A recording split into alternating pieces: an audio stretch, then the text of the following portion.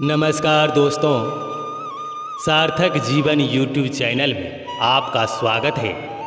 आज मैं आपको बताऊंगा माता सीता की एक ऐसी घटना के बारे में जिसमें माता सीता ने क्रोधित होकर इन पांचों को श्राप दे दिया था, जो आज कलयुग में भी यह पांचों भुगत रहे हैं। माता सीता ने क्यों दिया गाय, कौआ, तुलसी, फल्गु नदी और ब्राह्मण को श्राप, तथा क्यों माता सीता ने किया दशरथ जी का पिंडदान जब श्री राम, माता सीता और लक्ष्मण जी वनवास काट रहे थे। श्री राम और लक्ष्मण के पिता राजा दशरथ की मृत्यु हो चुकी थी। इस दौरान पितृ पक्ष था और उन्हें पिंडदान करना था, जो किसी पवित्र नदी के किनारे जाकर होता है। इसलिए यह तीनों गाया के फल्गु नदी के तट पर पहुँचे। कहते हैं जब श्री राम, लक्ष्मण और देवी सीता गाया के फल्गु नदी पहुँचे, तब श्री राम ने पंडित जी से पूजा की सामग्री के विषय में पूछा। इसके पश्चात उन्होंने लक्ष्मण जी को पास के गांव में पूजा के लिए जरूरी सामान लाने को कहा। जब काफ़ी देर बाद लक्ष्मण जी नहीं लौटे तो श्री राम ने खुद ही जाकर लक्ष्मण जी की खोज खबर लेने का निर्णय लिया। वहीं दूसरी ओर पंडित जी बार बार उन्हें शुभ मुहूर्त निकल जाने के बारे में बता रहे थे। साथ ही उन्हें अपनी तैयारी जल्दी पूरी करने के लिए भी कह रहे थे। श्री राम तुरंत लक्ष्मण की खोज में निकल पड़े। इधर जैसे जैसे समय बीत रहा था, सीता जी की चिंता भी बढ़ रही थी। समय बीत रहा था और श्री राम तथा लक्ष्मण लौटे ही नहीं थे। इस बार देवी सीता ने यह निर्णय लिया कि उनके पास पूजा के लिए जो भी सामग्री उपलब्ध है वह उन्हीं से स्वयं पूजा करेगी। तब देवी सीता ने पंडित जी से कहा कि श्री राम और लक्ष्मण को लौटने में देर हो रही है, इसलिए वह पूजा आरंभ करें।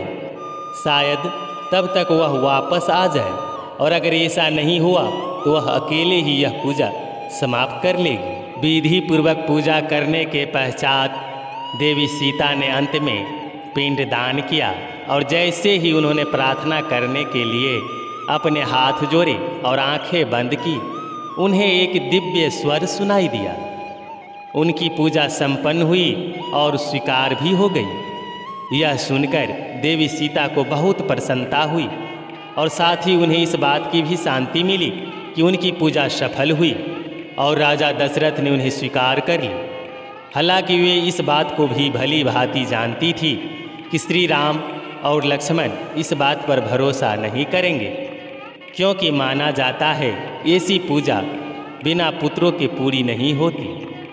तब सीता जी ने फल्गु नदी, पूजा में इस्तेमाल होने वाली गाय, बट वृक्ष, कौवे, तुलसी के पौधे और उस पंडित को इस बात का साक्षी बनने को कहा।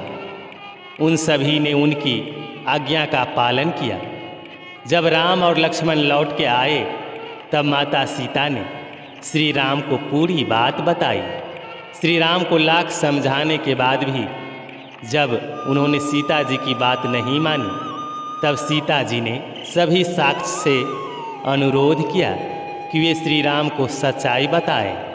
किंतु श्री राम को क्रोध देखकर किसी ने भी सत्य कहने की हिम्मत नहीं की। केवल बट वृक्ष ने श्री राम को सारी बात बताई। इस बात से देवी सीता बहुत दुखी हुई और क्रोधित होकर उन सभी को श्राप दे दिया। देवी सीता ने फल्गु नदी को श्राप दिया कि वह सिर्फ नाम की नदी रहेगी, उसमें पानी नहीं रहेगा। इसी कारण इस नदी में पानी न होने के कारण यह सूखी पड़ी रहती है। फिर सीता ने गाय को श्राप दिया कि पूरे शरीर की पूजा नहीं की जाएगी।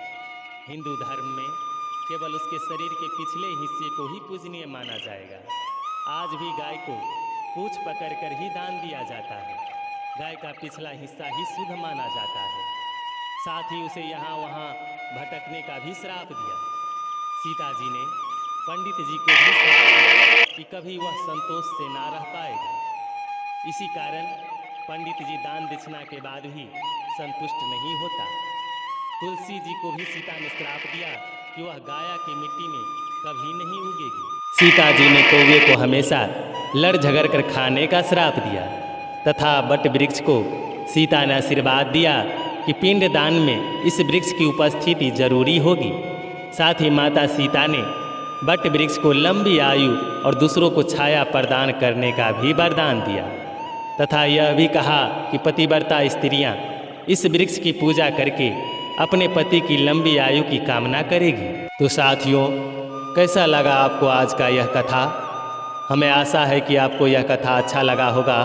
अगर आपको अच्छा लगा हो तो हमारे चैनल को सब्सक्राइब ज़रूर कर देना और कमेंट करके हमें ज़रूर बताना और साथ ही साथ अपने मित्रों और दोस्तों के साथ शेयर करना ना भूलें। फिर मिलते हैं एक नई कथा के साथ। तब तक के लिए जय श्री राम, जय श्री सीताराम।